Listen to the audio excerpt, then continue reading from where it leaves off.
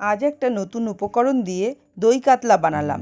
মাছগুলোকে হালকা করে ভেজে নিয়েছি, তারপরে কড়াইতে তেল দিয়ে কালো জিরে ফোড়ন দিয়ে একে একে সব উপকরণগুলো দিয়ে দিলাম। রসুন বাটা, আদা বাটা, কাঁচা লঙ্কা বাটা, তারপরে ভালো করে নেড়ে চেড়ে একটু পেঁয়াজ বাটা দিয়ে দিলাম। পেঁয়াজ বাটা দেওয়ার পরে ভালো করে কষিয়ে নিলাম। নেওয়ার পরে ওর মধ্যে এই যে নতুন উপকরণটা দিলাম হচ্ছে কারি পাতা। দেওয়ার পরে সর্ষে বাটার জল দিয়ে দিলাম। সর্ষে বাটার জল দিয়ে ভালো করে নেড়ে চেড়ে নিলাম। নিয়ে কাজু, পোস্ত এবং চারমগজ বাটা দিয়ে দিলাম। পরে দিলাম টক দই। টক দই দেওয়ার পরে আরও ভালো করে নেড়ে চেড়ে লাস্টে দিলাম দুধ এবং স্বাদ মতো নুন এবং চিনি দিয়ে দিয়েছি। একটু ঝোলটা ফুটে উঠলেই কাতলা মাছগুলোকে দিয়ে দিলাম। ভাজা মাছগুলো দিয়ে নামিয়ে কাঁচা সর্ষের তেল এবং কাঁচা পাকা লঙ্কা দিয়ে সাজিয়ে সার্ভ করলাম।